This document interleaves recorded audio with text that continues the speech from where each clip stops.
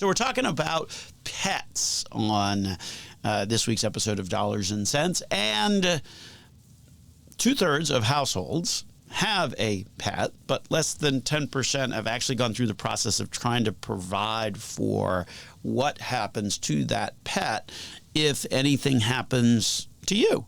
And so the first step that we were talking about before the break is obviously identifying a potential caregiver and ultimately, having a conversation to make sure that they are on board with receiving said pet.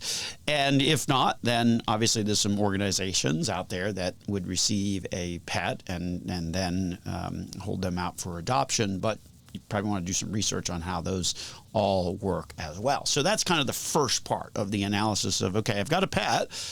How do I make sure that it's going to be okay should anything happen to me? So the first part, figuring out, okay, where are they actually going to go? The second part is the financial part. As we were talking about before the break, you got to figure out, okay, well, what's the cost going to be? And as we were saying earlier in the program, the average cost of a pet can be run several $1,000s per year once you start talking about the food and the meds and, the vet trips and all of that kind of stuff. So once you kind of have that annual number, then now, okay, you've got to start to think about, okay, what's the way in which I can set up sort of a financial provisioning for the pet. And here, there's really kind of two options that we wanted to kind of talk through with you. The first is kind of the easy one, right? You just make an outright request to the caregiver or the caregiving organization for the purposes of taking care of your pet. And obviously, that's easy, right? So it's less complex. But it also means that if the caregiver or the organization falls on hard times or becomes ill or passes, then you don't really have control over the money, right? Because if you just leave an outright amount of money to somebody with the understanding of ultimately, hey, this money's supposed to be used to help my pet, and that actual person falls on hard times, and don't be surprised if they wind up using the money for their own personal benefit. So there's, pros and cons to just sort of that more simplistic approach. If you want to ensure that your pet is fully taken care of, then obviously that gets you more into creating a trust for your pet that ultimately is a legal document, right, that holds the financial resources that you've set aside for your pet and details out the circumstances in which the money can be used to provide for the ongoing care of your pet. So that approach certainly ensures that your pet's always kind of gets taken care of. The more unusual the animal, right, then there could very well be additional paperwork and legwork and planning and things like that. I think you have one client who owns a horse. Not that that's necessarily an unusual animal, but they needed to contract with a stable to make sure that there was a willingness to accept and board for the remainder of the horse's life, and then also left the stable a certain amount of money to make sure that the horse was well taken care of. As for the amount to set aside, you can kind of certainly just choose a number, but go back to how much you actually spend per year on the pet, because then you'll wind up having kind of a formula, right?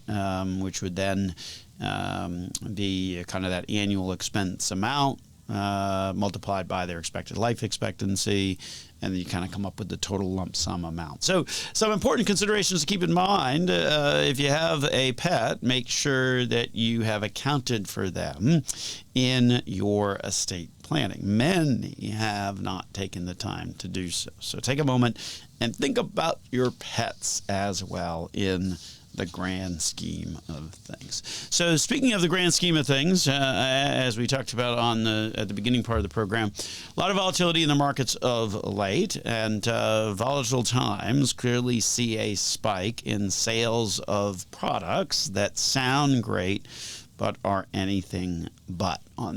Next up here on the program, we're going to talk about a specific type of annuity that has really been getting a lot of promotion across the board among the different trade publications. It's also seeing a significant increase in sales.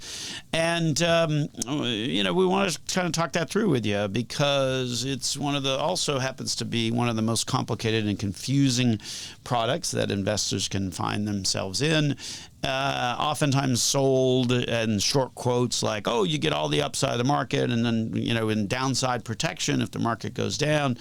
But there's a lot more to that. Witness the 150-page fine print prospectus that you got if you ever decided to put money into those things. And that should just underscore how complicated these products really are. We certainly run into the situation frequently at the office, visiting with people who, put money into them and then realize, wait a minute, this doesn't work the way that I was told. Or maybe they're stuck in them for a number of years, or they've been, had a proposal pitched to them as to how the particular product could possibly work.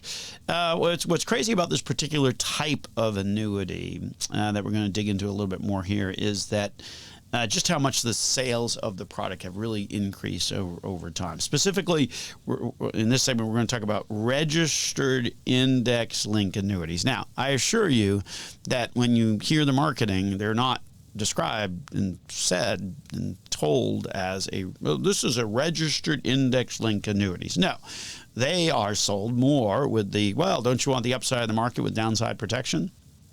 It's sort of what the registered index-linked annuity does, but the reality is, as appealing as that may sound, there is a lot of fine print once you start to unpack the various layers that are in that product. Product's been around for about 15 years, but yeah, really getting a lot of attention lately. Just in the past couple of months, I've seen articles in the Wall Street Journal. One of the monthly financial trade publications had a featured article as well. And then just a couple of weeks ago, Barron's Magazine also had an article about them. So that there's a lot of conversation when the monthly trade publication is talking about them, the weekly trade publication is talking about them, and the daily newspaper is talking about them all at the same time. A lot of conversation, and the sales are certainly backing up the increase in that conversation.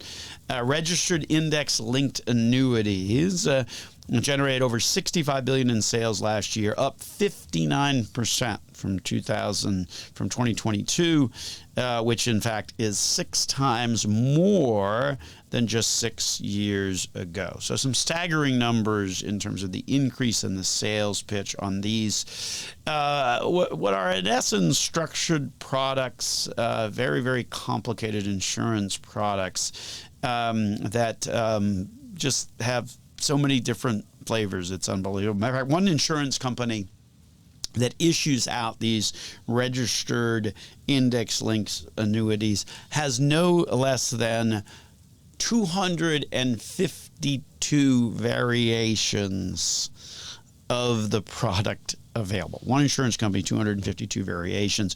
Variations include things